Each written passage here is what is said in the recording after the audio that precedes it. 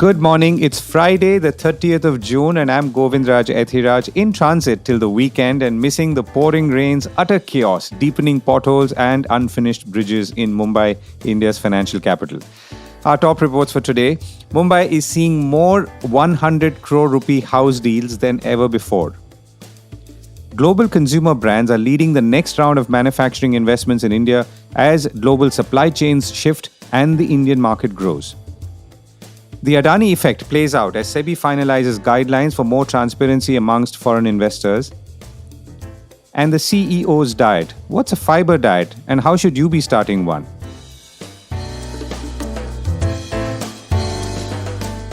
This is a core report with Govindraj Ethiraj. Real estate deals get bigger. There are more 100 crore rupee house deals than ever before. Millennials and younger people are back to buying houses or trying to, and many large business houses have now entered real estate. While names like Mahindra, Tata, and Godrej were the earlier entrants, now there are Hero, Birla, Jindal, TVS, and Kirloskar who've also entered the real estate sector. These are some of the major trends that we are seeing in the real estate sector. Also, expect more supply and more if you're in a city like Mumbai, mess, I would think. But the industry is growing strong with prices rising almost everywhere except Mumbai again, and construction, of course, is in full swing. And by the way, 50% of the total sale in terms of value amongst the top 6 to 7 cities in India happens in Mumbai. I found out all of this when I spoke to Anuj Puri, chairman of Anarock, a real estate research and consulting firm. He laid out these megatrends for me. I think lots of changes in that have surprised me. One, millennials who used to rent are wanting to buy. Second, people are wanting bigger. Just before COVID, the houses were getting smaller. Suddenly, they're moving bigger. They want better quality. They want more infrastructure. They want more open spaces, more ventilation. They want projects of good quality developers. Lots of other things like they want plots. If you come out and sell, they are like, overnight they sell. Villas, bungalows, second homes in places like Alibag, Lonavala, Goa. What is one big thing that really surprises me is that the value of homes that are being sold above 100 crores. Before COVID, we would do, say, one deal a month. Currently, we do 3 to 4 deals a month, which are of apartments valued more than 100 crore rupees, each of them. So this was mostly been Mumbai? Largely Mumbai and a little bit of NCR. NCR will not be 100 crores. NCR will be more like 25, 30 crores and above. But previously, you wouldn't find those many. Today, you find a lot more, which are selling in NCR as well. So clearly, the demand for residential has become more sustainable. We thought it was going to be sort of during COVID, it was a pent-up demand. But it does look like that it's a very sustainable demand and people want better quality and they're willing to spend the money. So there are 2 or 3 things here, dots if we can call it that. One is there seems to be a clear aspirational dot. Second is, let's say, the wealth creation, which now people are willing to spend and demonstrate in some ways, where the 100 crore deals. The aspiration part could be, and you have to correct me, is the desire to live in a bigger home? Or is it driven by something else? The third is, I think, an interesting point that you made about millennials, which till now, intuitively or counterintuitively, one always assumed that they did not want to buy. So what's connecting these 3 things here, if at all? I think there are 3 dots that I would say which are connecting each other. One is the need. More than the aspiration, Govind, it is the need today. To say is, I need something which is slightly bigger because even if I have to work 1 day a week from home, I need a study. I need a proper area. If another event like COVID was to come in, I need to get my parents in. I need to have, maybe nanny at home for the small kid. They were not able to do that. So it is the need today to say is I need a little bigger than what I used to live in. Second is on the millennial side, they used to rent. Many building societies during this COVID differentiated if you were an apartment owner versus if you were a tenant. If you were an apartment owner, the rules were a lot more flexible. You could bring in domestic help, you could bring in friends, you could bring in relatives. If you were a tenant, they were very strict. You could not bring in any of those external guys into the building. And the tenant then said, I don't want to live like a second citizen in the building. I want to go out and buy. That's where these millennials who were renting previously are buying. Plus, I think also the biggest thing is the social security, where their partners are saying or their parents are saying is, guys, you should have roof over your head, which you own. And that's where I think is that it's the need. It is the circumstances, that have led these guys to today not really just rent it, but own and buy. And third is they're seeing that the value of the property is starting to go up. As a result of it, perhaps it's better for us to buy today than miss this cycle. You can catch the full conversation with Anuj Puri on Saturday on the Core Reports Weekend Edition. India's new round of manufacturing investments. 2 years ago, almost to the month, I was moderating a panel discussion on sustainable manufacturing in Mumbai. One of the panelists was a director of supply chain for South Asia Pacific for L'Oreal, the cosmetics major. L'Oreal, by the way, is a 38 billion euro by sales brand you likely know of, but perhaps do not pay attention to the making of it. The company employs some 1,600 people in India today across 2 manufacturing facilities and 2 R&D facilities. The Indian R&I, I for Innovation Hub, as L'Oreal calls it, is one of 6 L'Oreal global hubs and cater to hair, skincare, and makeup. What emerged from that conversation 2 years ago was that companies like L'Oreal were actively looking at 2 things strategically. First, to step up the nearshore market presence, as in manufacture closer to or right in the market. And second, look at alternatives to China. The reason for the former was to do with sustainability and the reason we were all meeting that day, and reducing the supply chain footprint. The reason for the second, or the China plus one strategy as we call it, is known.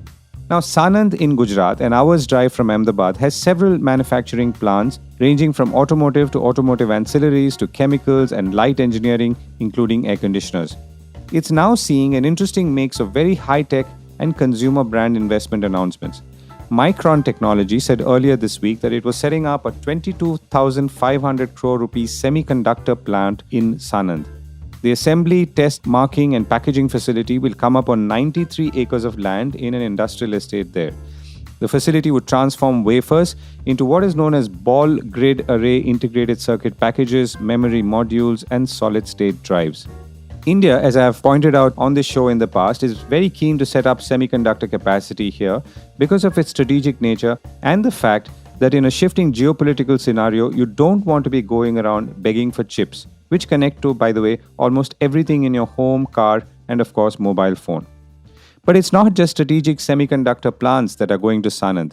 Procter & Gamble has committed to invest 2,000 crore rupees to set up a plant which will make, among other things, digestives, or mostly its healthcare brands. The unit is expected to be more export-oriented, according to the company's announcement just now. Procter & Gamble makes probiotics and laxatives in this area, though they are not sold in India as I could see. The interesting thing is Procter & Gamble, also the maker of Whisper and Pamper, had agreed to set up in Sanand and met with the government in 2021 itself, going by a report in the Times of India then. The scope of the project and the products that are being manufactured seem to have expanded since then.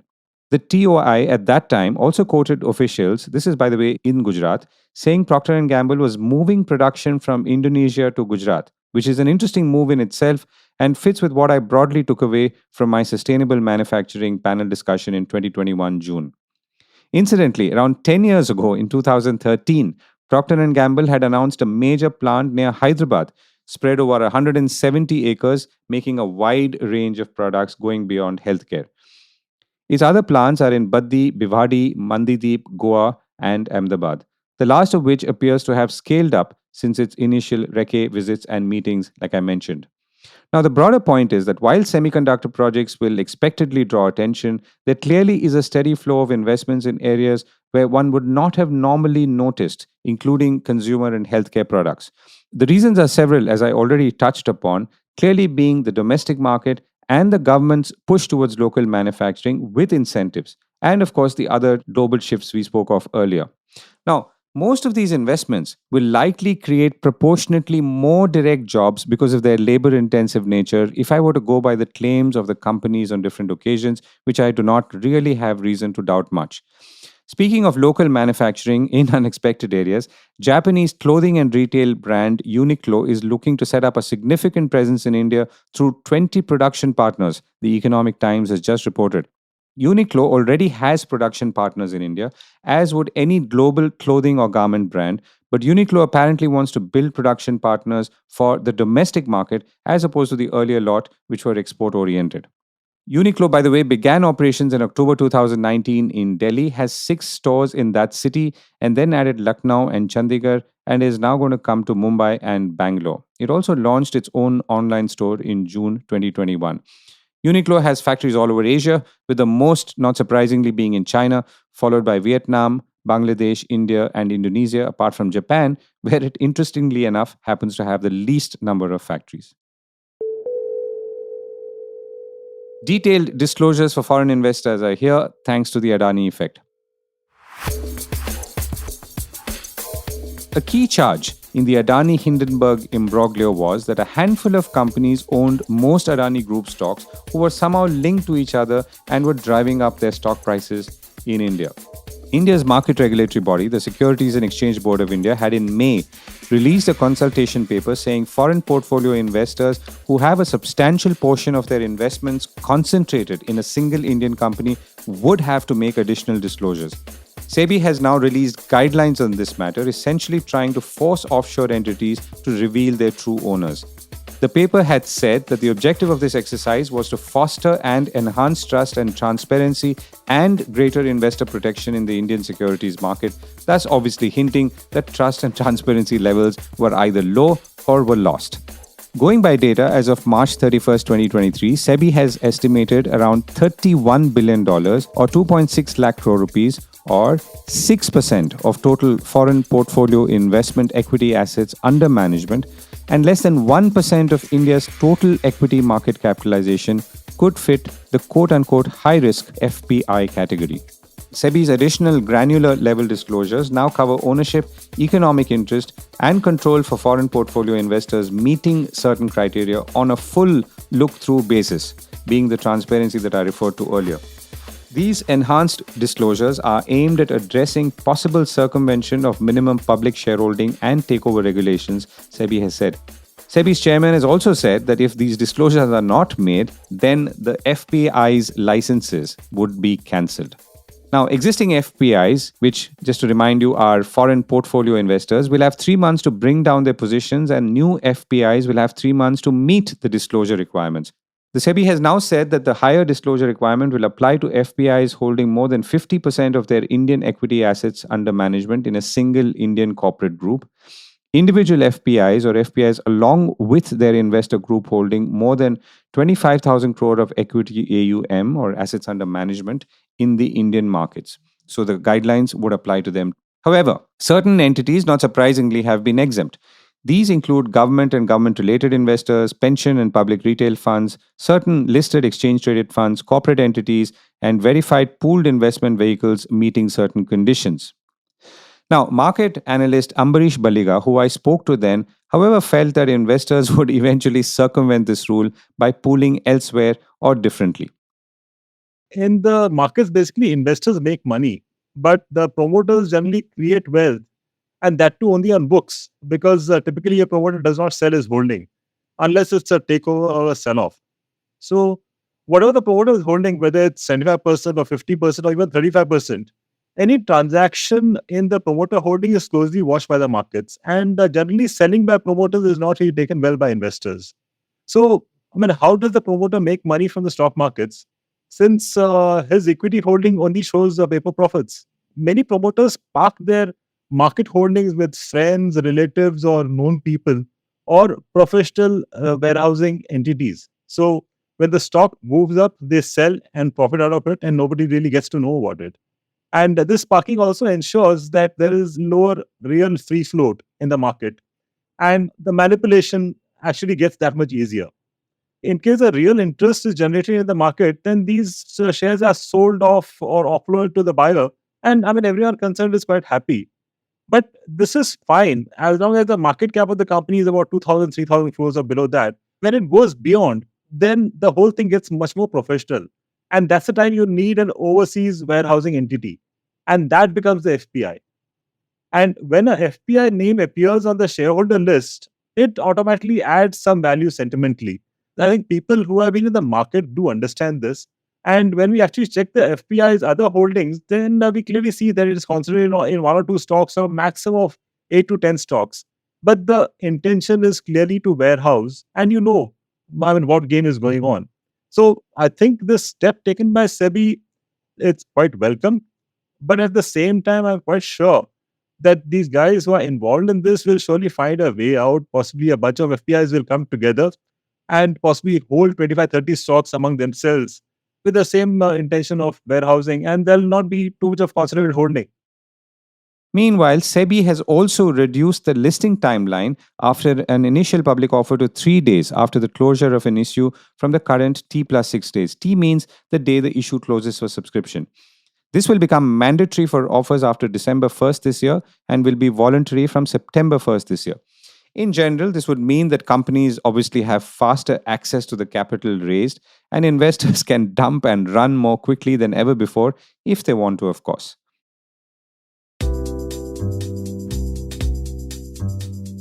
Before I go, did you know that dietary fiber is good for you? What indeed is dietary fiber and why is it relevant to you as an active professional? I asked our health and lifestyle columnist, Dr. Nandita Iyer, a medical doctor and nutritionist, to explain what it is. So dietary fiber is not a nutrient by itself, but it's a nutritional property of food. And it's a type of carbohydrate that the body cannot digest. And it's of two types. All the food that we eat, which has dietary fiber, gives us either soluble fiber or insoluble fiber. Now, insoluble fiber leaves the body unchanged. It's what adds bulk to the stools and keeps us regular. But soluble fiber becomes a kind of a gel in the intestines. And this gel is broken down by the gut bacteria, ferment it first and then break it down. So it serves as food for the gut bacteria. So people who are active and busy professionals may not necessarily have the time to prepare these well-balanced home-cooked meals. And when we eat a lot of ready-to-cook or ready-to-eat meals, they don't have enough of the vegetables, fruits, whole grains and lentils, which are the main sources of fiber in our diet. Now, the acceptable level of fiber for adults is 25 to 30 grams per day. And it's important to get our dietary fiber from a variety of sources so that there's a good balance of both soluble and insoluble fiber. So now simple steps like eating a small salad every day, eating a small portion of mixed seeds and nuts, making sure that we are eating some kind of dals, that is lentils and beans every day, really helps boost our fiber intake. And these things can be incorporated either as a salad or in our regular dal, roti, sabzi kind of meals, in pulaus or in whatever it is that we consume on a daily basis.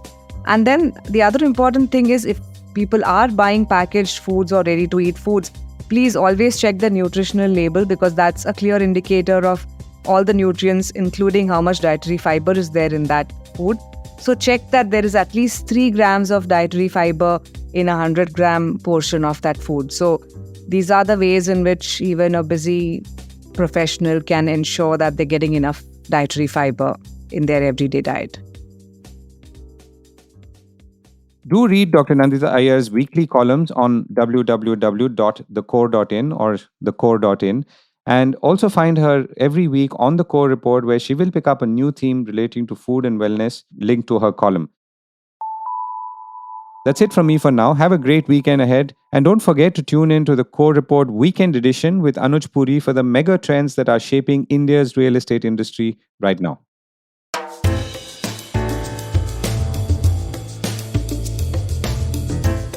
This was the Core Report with me, Govindraj Ethiraj. Do stay connected with more of our coverage at the Core.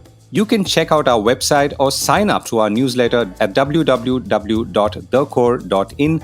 That is www.thecore.in, or follow us on LinkedIn, Twitter, and Facebook as well.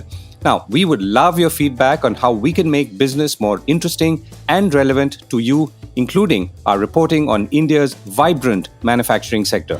Write to us at feedback@thecore.in. Thank you for listening.